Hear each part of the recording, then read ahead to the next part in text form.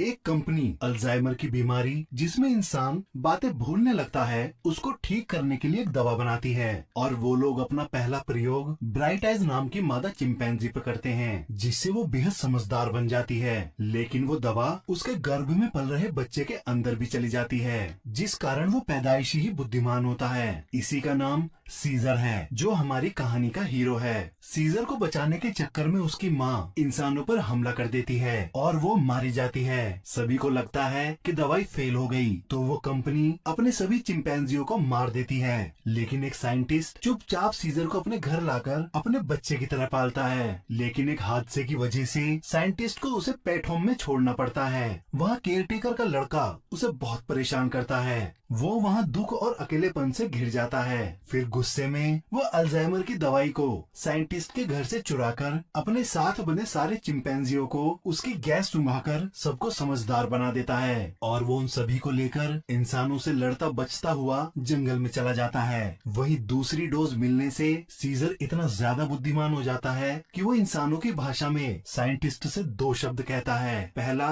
नहीं, दूसरा जंगल सीजर का घर। वहीं दूसरी तरफ इस दवा का वायरस 95% इंसानों को खत्म कर देता है, ठीक वैसे ही जैसे कोरोना वायरस ने तबाही मचाई थी। इसके 10 साल बाद सीजर अपनी पत्नी, 2 बेटों और अपने कबीले के साथ जंगल में ही घर बनाकर रहने लगता है। फिर बचे हुए इंसानों के साथ सीजर ने मिलकर रहने में बहुत कोशिश की, लेकिन उसी का एक साथी कोबा की इंसानों से बदला लेने की उसकी तीव्र इच्छा की वजह से उसने सीजर को गोली मार दी और उसका इल्जाम इंसानों पर लगा दिया, जिससे इंसानों और वानरों में युद्ध छिड़ गया। लेकिन मैल्कम नाम का आदमी सीजर को बचा लेता है और सीजर कोबा को मारकर अपनी गद्दी वापस हासिल कर लेता है। लेकिन उस युद्ध में बचे इंसानों ने सेना की टुकड़ी से मदद मांगी तो सेना ने एक बेरहम कर्नल और उसकी बटालियन को उन सभी वनमानुषों को खत्म करने के लिए भेज दिया। उसके 2 साल तक लगातार ढूंढने के बाद कर्नल सीजर के कबीले पर हमला कर उसके बहुत से लोग, उसकी पत्नी और बड़े बेटे को मार देता है। फिर सीजर कर्नल से बदला लेने के लिए उसकी छावनी जाता है। वो वहाँ देखता है कि नए घर की तलाश में निकला उसका पुराना कबीला कर्नल ने बंदी बना रखा है। कर्नल धोखे से उसे भी पकड़ लेता है और फिर सीजर की जान के बदले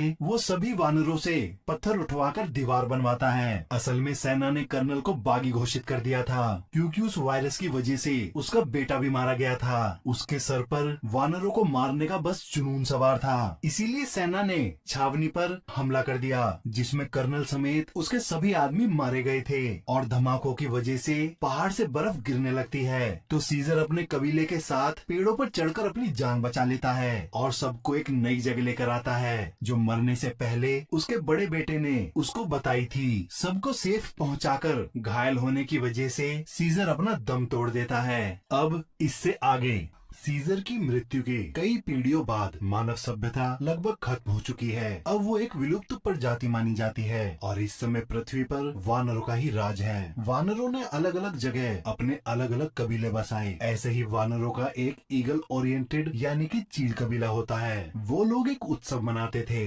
जिसमें कबीले के युवाओं को एक रात पहले चील के घोंसले से अंडे लाने पड़ते थे, लेकिन अगर वहाँ 3 अंडे होते तो वो सिर्फ 2 ही उठा सकते थे। वो उन अंडों को लाकर उनमें से चील के बच्चों की बड़े होने तक देखभाल और उन्हें शिकार के लिए तैयार करते थे। प्रशिक्षण पाकर ये चील अपने मालिकों के खाने के लिए मछली लाया करती थी। इसी कबीले का एक युवा वानर नोआ अपनी दोस्त अनाया और अपनी प्रेमिका सूना के साथ चील के अंडे लेने जंगल की सबसे ऊंची जगह जाता है। वहाँ उन्हें घोंसले में 3 ही अंडे मिलते हैं। अब क्योंकि वो सिर्फ 2 ही उठा सकते थे तो नोआ एक अंडा अनाया और दूसरा सूना को लेने देता है और खुद सामने वाली पहाड़ी की अब तक की सबसे ऊंची चोटी पर पहुंचकर और चील के हमले से बाल बाल बचते हुए एक अंडे को हासिल कर लेता है। अब वो लोग अंडा लेकर जैसे ही अपने घोड़ों के पास वापस आते हैं वो घोड़ों को डरा हुआ और साथ ही नोहा का कंबल गायब पाते हैं। तभी उनको वहाँ किसी के होने का एहसास होता है। वो तीनों उसका पीछा करते हुए रेल के टनल तक आ जाते हैं। वहीं उन्हें नोहा का कंबल टंगा मिलता है। सूना हिम्मत करके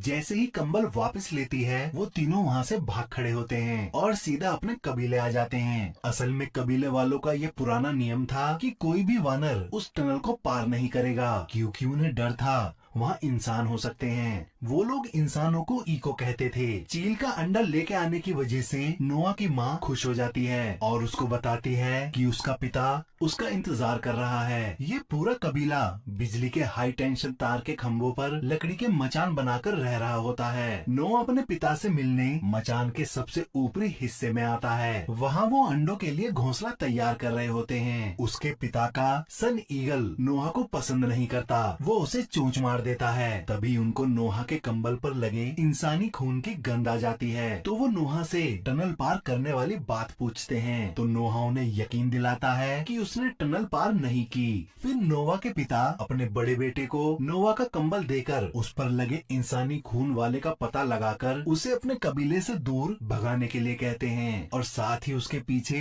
अपना सन ईगल भेजते हैं। फिर रात में नोवा को उनकी मछली के गोदाम में कुछ आहट सुनाई देती है, तो वो उसके अंदर जाता है। उसको वहाँ पर छुपी बैठी एक इंसानी लड़की दिखाई देती है। वो नोहा को देखते ही उसे धक्का मारकर जंगल की तरफ भाग जाती है। उसके धक्के से नोवा जो चील का अंडा लेकर आया था वो टूट जाता है। तो वो अनाया और सूना से कहता है, मुझे सुबह होने से पहले एक और अंडा ढूंढना होगा। फिर वो अपने घोड़े को लेकर जंगल में चला जाता है। रास्ते में उसको कुछ वानरों की आवाज के साथ बिजली कड़कती हुई दिखाई देती है। नोवा उस जगह जाकर देखता है, वहाँ पर कुछ वानर मास्क और कवच पहने मरे पड़े हैं। तभी उसका बड़ा भाई घायल हालत में उसके पास आकर कहता है, ऐसे और भी आ रहे हैं, और अपना दम तोड़ देता है। किसी ने उसकी पीठ पर खंजर घोंप दिया था। उनके जैसे और भी वानर आने से पहले नोवा वहीं पास की झाड़ी में छुप जाता है। उन मास्क पहने वानरों का कमांडर सिल्वा अपने वानरों को मरा देख भड़क जाता है। तभी उनको नोहा के भाई की लाश पर से इंसानी खून लगा कंबल मिल जाता है। असल में वो इसी लड़की का पीछा कर रहे थे जिसका खून कंबल पर लगा था। वहीं उनको नोहा का घोड़ा भी दिखाई दे जाता है। तो कमांडर सिल्वा उसके कबीले का पता लगाने के लिए अपनी करंट पैदा करने वाली छड़ी से नोआ के घोड़े को करंट देकर उसका पीछा करते हुए ईगल कबीले में आ जाता है। वहाँ वो पूरे कबीले को आग लगाकर सबको बंदी बनाने लगता है। नोआ वहाँ वापस आकर अपने पिता को बचाने के लिए जलते हुए मचान पर ही चढ़ जाता है। तो कमांडर सिल्वा उसे चढ़ते हुए देख लेता है। नोआ मचान पर अपने पिता के साथ मिलकर सभी ईगल्स को खोलकर बचा लेता है, लेकिन लाख कोशिश करने पर भी वो कमांडर सिल्वा से अपने पिता को बचा नहीं पाता। उल्टा कमांडर सिल्वा नोआ से लड़ता हुआ उसको मचान से बाहर फेंक देता है। तो नोआ बिजली के तार को पकड़कर लटक जाता है। तो कमांडर सिल्वा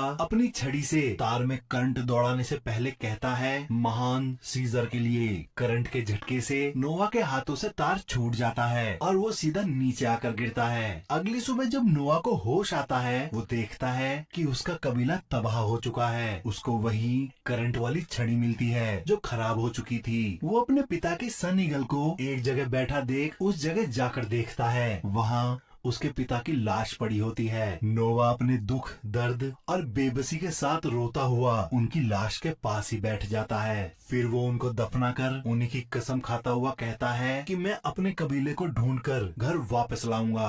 और फिर अपने पिता की सन ईगल का पीछा करते हुए अपने कबीले वालों को खोजने के लिए जिंदगी में पहली बार टनल को पार करके दूसरी तरफ निकल आता है। वो जगह बिल्डिंगों से भरी पड़ी थी, वहाँ कभी इंसान रहा करते थे। वहीं आगे चलकर उसको उसकी माँ का कंबल मिलता है, लेकिन तूफान आ जाने की वजह से नोआ जंगल में ही आग जलाकर सो जाता है। फिर अगली सुबह जब उसकी आंखें खुलती हैं, तो वो सन ईगल को अपने हाथ पर बुलाने के लिए गाना गाता है, लेकिन सन ईगल उसको पंजा मारकर उड़ जाती है। असल में वो सभी ईगल्स को कंट्रोल करने के लिए ही गानों की धुनों पर ट्रेनिंग दिया करते थे। फिर नोआ उसका पीछा करते हुए घने जंगल में पहुँचता है। वहाँ उसको धुआं दिखाई देता है। वो जैसे ही धुएं की जगह पर पहुँचता है तो सतह कमजोर होने की वजह से वो नीचे गिर जाता है। अब क्योंकि उसके पास करंट वाली छड़ी थी, तो वहाँ पर छुपकर रह रहे एक बेहद ही बुद्धिमान ओरांगुटान उसको मास्क वाला सैनिक समझ बैठता है। तो नोवा उसको अपनी सारी सच्चाई बता देता है। उसका सच जानकर ओरांगुटान अपना नाम राका बताता हुआ कहता है, उन्होंने ही मेरे कबीले को भी तबाह कर दिया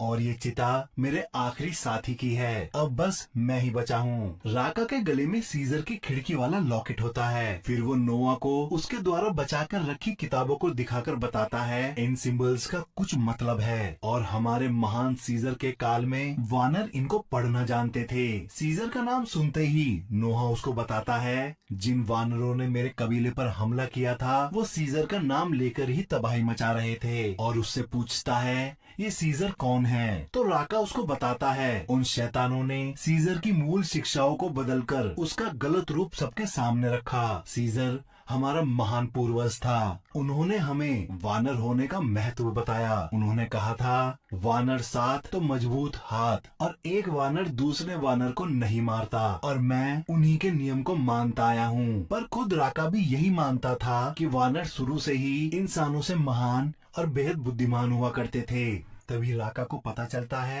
एक इंसानी लड़की नोआ का पीछा करते हुए वहाँ तक आ पहुँची है। तो राका खुद भी नोहा के साथ निकल पड़ता है। फिर वो रात बिताने के लिए एक जगह आग जलाकर बैठ जाते हैं। तभी वो लड़की भी वहाँ आ जाती है। राका उसको खाने के लिए सेव देकर अपना और नोआ का नाम बताता है। वो लड़की चुपके से आकर सेव खाने लगती है। अब ठंड होने की वजह से राका नोआ का कंबल उसे देने के लिए कहता है। तो नोआ उससे कहता है ये कंबल मेरे लिए बहुत खास है। तो राका उसे समझाता है इंसानों को ठंड लगती है। तो नोआ उसे अपनी माँ का कंबल देने देता है। अगली सुबह वो तीनों ही अपना रास्ता तय करने लगते हैं। आगे चलकर उनको ज़ेब्रा और जंगली इंसानों का एक झुंड दिखाई देता है। वो इंसान बिल्कुल आदि मानव जैसा जीवन जी रहे होते हैं। इंसानों की इतनी बदतर हालत देखकर उस लड़की की आंखों में आंसू आ जाते हैं। फिर नोआ के लड़की को इंसानों के साथ छोड़ते समय राका उसको सीजर के चिन्ह वाला लॉकेट देकर सीजर की ही सीख पर चलने की सलाह देता है। ठीक उसी समय कमांडर सिल्वा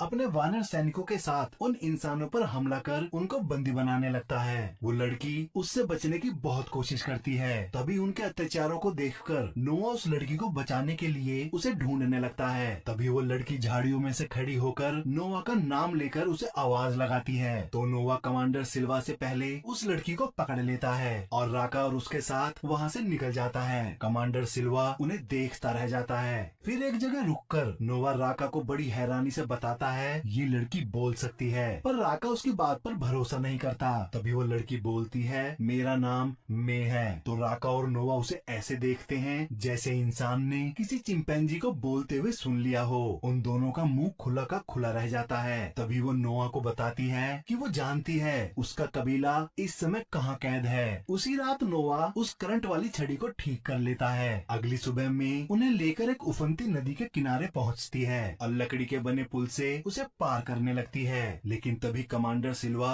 अपने सैनिकों के साथ आकर उनको उसी पुल पर ही घेर लेता है। उनके साथ हाथापाई में पानी में गिर जाती है, लेकिन वो जाल को पकड़ लेती है। तभी राका उसे बचाने के चक्कर में खुद ही नदी के बहाव में फंस जाता है। तभी वो नोआ से कहता है साथ रहोगे तो जीतोगे। उसी समय कमांडर सिल्वा उसके जाल की रस्सी को काट देता है। राका बहता हुआ नदी के उफान में समा जाता है। कमांडर सिल्वा नोआ और मे को पकड़कर समुद्री तट पर जंग लगे जहाज पर बसे अपने कैंप में ले आता है। वहाँ नोआ को अलग अलग कबीले से लाए गए वानरों के पास छोड़ दिया जाता है। वहाँ वानर इंसानों द्वारा सदियों पहले बनाए गए परमाणु हमले से बचने के लिए बंकर के दरवाजे पर बारूद के कट्टे लगा रहे होते हैं। साथ ही समुद्र का पानी अंदर ना आए उसके लिए बेड़ा भी बांध रहे होते हैं। तभी नोआ को वहाँ सूना मिल जाती है। फिर वो अपनी माँ से भी मिलता है। वो दोनों रोते हुए एक दूसरे को गले लगा लेते हैं। वहीं दूसरी तरफ मे को एक कमरे में भेज देते हैं। वहाँ में उसके ही जैसे बोलने वाले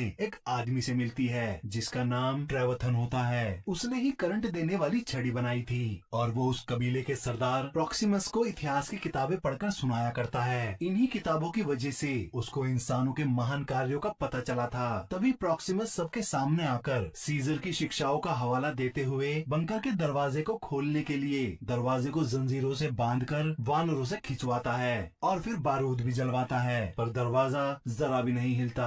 तो प्रॉक्सिमस कल फिर से कोशिश करने की बात कहकर वहाँ से चला जाता है। फिर में ट्रेवथन से कहती है अगर प्रॉक्सिमस ने बंकर का दरवाजा खोल लिया तो उसको इंसानों की सारी टेक्नोलॉजी और हथियार मिल जाएंगे। फिर वो बचे कुचे इंसानों को भी खत्म कर अपना साम्राज्य स्थापित कर लेगा। तो ट्रेवथन गुस्से में उससे कहता है अब ये दुनिया वानरों की ही है और वो अपना साम्राज्य बना चुके हैं। फिर वो मे को नहा धोकर तैयार होने को कहता है। उसके बाद प्रॉक्सिमस नोआ और मे को साथ खाने पर बुलाता है। वहीं उसको अनाया मिलता है। प्रॉक्सिमस उनसे कहता है इवोल्यूशन होने में हजारों साल लग जाते हैं और अगर मुझको बंकर के अंदर की टेक्नोलॉजी मिल जाए तो मैं उस इवोल्यूशन को अपने जिंदा रहते कर सकता हूँ। फिर मैं भी इंसानों के जैसे हवा, पानी और जमीन पर तेजी से चल और उड़ सकता हूँ। फिर वो नोआ को समझाता है इंसानों से ज्यादा बुद्धिमान इस पृथ्वी पर कोई और नहीं था, क्योंकि नोआ को अभी तक यही पता था इंसान शुरू से ही बेवकूफ थे। फिर उसको मे का एक राज बताता है कि तुमसे मिलने से पहले मैं इंसानों के साथ ही थी। ये सुनकर नोआ चौंक जाता है, क्योंकि उसको लगा था मैं कभी इंसानी बस्ती में नहीं रही और ये बात मैंने उससे छुपाई। फिर प्रॉक्सिमस मे से कहता है मुझे पता है तुम यहाँ उसी बंकर में जाने के लिए आई हो, और उससे उसका प्लान पूछता है, लेकिन मे उसे कुछ नहीं बताती। उसके बाद प्रॉक्सिमस नोआ से कहता है तुम बहुत बुद्धिमान वानर हो, तुमने करंट वाली छड़ी खुद से ही ठीक कर ली, इसीलिए मुझे तुम्हारी जरूरत है। अब मुझे ये बताओ क्या मैंने तुम्हें बंकर में जाने का रास्ता बताया? तो नोआ धोखा खाए जैसे महसूस करता हुआ कहता है उसने मुझे कुछ नहीं बताया। फिर प्रॉक्सिमस नोआ को समझाता है इंसान भरोसे के लायक नहीं होते, ये लोग हमको फिर से पिंजरे में कैद करने की कोशिश कर रहे हैं, लेकिन बंकर के अंदर की टेक्नोलॉजी से मैं इन सबको खत्म कर वानरों का अखंड साम्राज्य स्थापित करूंगा। उसके बाद नोआ बाहर बैठा हुआ सन ईगल से कहता है वो प्रॉक्सिमस की कैद से अपने कबीले को निकाल नहीं पाएगा। ये कहकर वो दुखी हो जाता है। तभी सीजर के चिन्ह को देखते हुए उसके अंदर सच्चाई के साथ फिर से कोशिश करने की भावना जाग उठती है। तभी सन ईगल नोआ के मन को समझता हुआ अपने आप ही उसके हाथ पर बैठ जाता है। उसको बैठा देख नोआ की माँ को नोआ पर गर्व होता है। फिर रात को नोआ मे के पास आकर उससे कहता है तुम शुरू से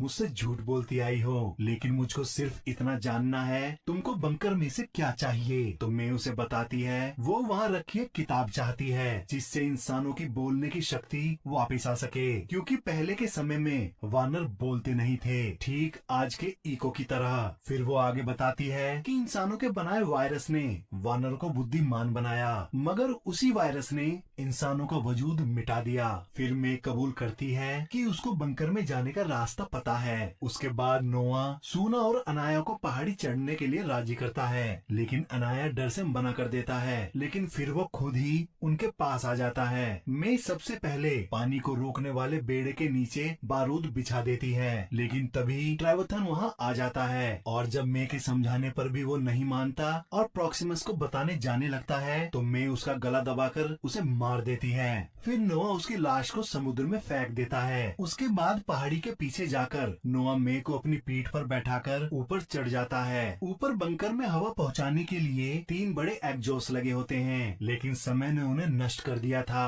अब अपनी मशाले जलाकर वो बंकर के अंदर जाते हैं। मे को वहाँ कोई इंसान नहीं मिलता। वो वहाँ की पावर को ऑन करके अपनी किताब को ढूंढने लगती है। मे को वहाँ हथियार और उसकी किताब मिल जाती है। वास्तव में वो किताब सैटेलाइट सिस्टम को एक्टिवेट करने की चाबी होती है। इसी बीच नोआ को एक पुरानी फोटो वाली किताब मिलती है, जिसमें इंसानों ने उसकी प्रजाति के बंदरों को पिंजरों में कैद कर रखा था। नोआ को अब तक लगता था पहले इंसान और वानर साथ मिलकर काम किया करते और रहते थे। अब उन तीनों को मे पर संदेह होने लगता है। फिर मे अंदर से बंकर का दरवाजा खोल देती है। तभी प्रॉक्सिमस अपने लोग और नोआ के कबीले के साथ अंदर आकर सूना को चाकू की नोक पर बंधक बनवा देता है और नोआ से पूछता है मे ने बंकर के अंदर उसके खिलाफ क्या योजना बनाई है। नोआ के कोई जवाब न देने पर प्रॉक्सिमस लाइटनिंग को सुला को मारने का आदेश देता है। इससे पहले लाइटनिंग सुना का गला काट पाता तभी मे उसको गोली मार देती है। वो वहीं मर जाता है। गोली की आवाज सभी वानरों को डरा देती है। तो प्रॉक्सिमस मे से ऐसे और हथियारों के बारे में पूछता है और इसके बदले वो मे को जाने देने की बात कहता है। अब हथियार प्रॉक्सिमस को ना मिले, इसीलिए मे पानी को रोकने वाले बेड़े को बारूद से उड़ा देती है, जिससे पानी बंकर के अंदर आने लगता है। तो सभी वानर बचने के लिए बंकर के अंदर आ जाते हैं। नोआ अपने कबीले को ऊपर चढ़ने को कहता है। तभी कमांडर सिल्वा नोआ के सामने आकर उससे लड़ने लगता है, लेकिन नोआ उससे बचता हुआ उसको पाइपों के बीच फंसाकर पानी में डूबकर मरने के लिए छोड़ देता है। उसके मरते ही नोआ वहीं से निकल कर आता है जहाँ से वो बंकर के अंदर घुसा था। उसका पूरा कबीला बच गया था। तभी प्रॉक्सिमस नोआ पर हमला कर उसको अधमरा कर देता है और उसके आगे घुटने टेकने को कहता है। फिर नोआ अपनी पूरी ताकत समेटकर अपने कबीले का ईगल गीत गाना शुरू करता है, तो कबीले वाले भी उसके साथ मिलकर गीत गाने लगते हैं, जिससे उनकी ईगल्स प्रॉक्सिमस पर हमला कर उसको पहाड़ी से नीचे गिराकर उसका अंत कर देती हैं। फिर सन ईगल नोआ के हाथ पर वापस आकर बैठ जाता है। वो सभी वापस आकर अपने घरों को फिर से बनाने लगते हैं। नोआ अपने पिता की तरह घोंसले को तैयार करता है। तभी मे उससे मिलने आती है। वो नोआ से कहती है इंसानों को उनका हक और जगह वापस मिलनी चाहिए। तो नोआ उसको बताता है अगर सभी जगह इंसानों का हक था तो क्या वानर फिर से बेजुबान हो जाएं? क्योंकि राका के सीजर सिर्फ एक चीज चाहते थे कि वानर और इंसान साथ रहें। क्या ये सच में हो सकता है? उसकी बात मे को इमोशनल कर देती है और नोआ को जान से मारने का अपना ख्याल त्याग देती है, क्योंकि उसको लगता था नोआ बेहद ही बुद्धिमान है और अगर वो जिंदा रहा तो वो वानरों के साम्राज्य को खत्म होने नहीं देगा। फिर नोआ सीजर के निशान वाला लॉकेट मे को देकर कहता है ये बहुत खास है। उसको लेकर मे वहाँ से चली जाती है और सीधा एक सैटेलाइट स्टेशन बेस पर आकर वहाँ पहले से मौजूद इंसानों को उसके द्वारा लाई गई सैटेलाइट डिस्क एक्टिवेशन की देती है। वो लोग उस की को अपने सिस्टम में लगाकर सिग्नल को भेजने के लिए विशालकाय डिस्क को एक्टिवेट कर देते हैं, जिससे वो बाकी सभी जगह जिंदा बचे लोगों से संपर्क करने में कामयाब हो जाते हैं, क्योंकि वो जानते थे कि इंसानों के हक को वापस लाने के लिए पहले इंसानों को इकट्ठा करना होगा। इसी बीच नोआ सूना को दूरबीन से आकाश की अनदेखी चीजें और रोशनियों को दिखाता है और साथ ही एक ही समय में नोआ और मे आकाश की तरफ देख रहे होते हैं और ये कहानी यहीं खत्म हो